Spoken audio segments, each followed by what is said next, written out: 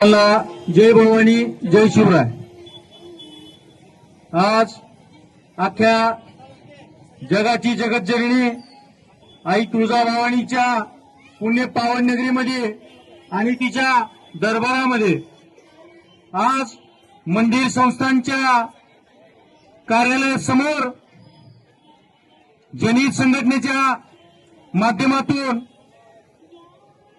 भाविकांच्या काही समस्या असतील, त्याला येणाऱ्या जी काही अडीअडचणी असतील, पुजारी बांधवांच्या जी काही समस्या असतील, या अडचणींचे या मागण्यांचं निवेदन घेऊन आज साखळी उपोषणाची आपण सुरुवात करत आहोत। या साखळी उपोषणाची सुरुवात करताना बोंब मारून सुरुवात करायची आहे। तर या उपोषणाचे जी काही विषय आहेत, मागण्या आहेत, त्या मागण्या थोडक्यात सांगतो। मंदिरची एक स्वतंत्रपणे रुग्णवाहिका असली पाहिजे।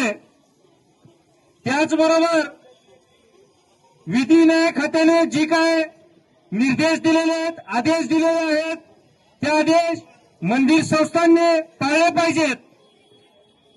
त्याचबरोबर आई भवानीच्या भक्तांमध्ये जे काही दुजाभाव केला जातो, ते दुजाभाव न करता समान दर्शनाची व्यवस्था करावी, याकरता हे विषयाची मागणी आहे।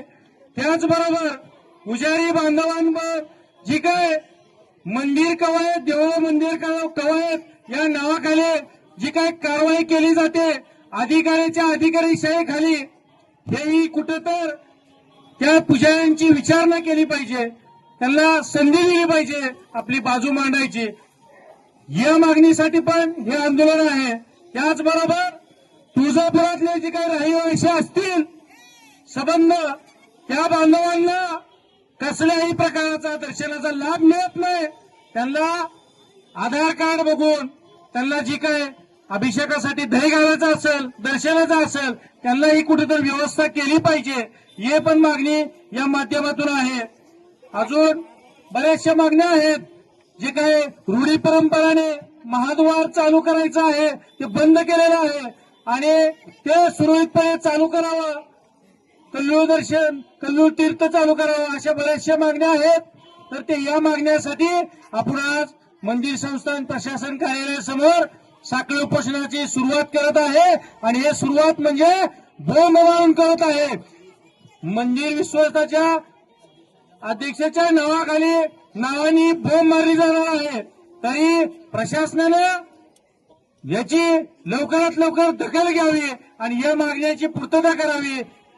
मंदिर प्रशासनाच्या अधिकाऱ्याच्या नावानं, जिल्हाधिकाऱ्याच्या नावानं, जिल्हाधिकाऱ्याच्या नावानं, तहसीलदाराच्या नावानं, नगराध्यक्षाच्या नावानं, आमदाराच्या नावानं, अरे या विश्वासांचं करायचं काय? खाली मुंडकं वर पाय, या विश्वासांचं करायचं काय? खाली मुंडकं वर पाय।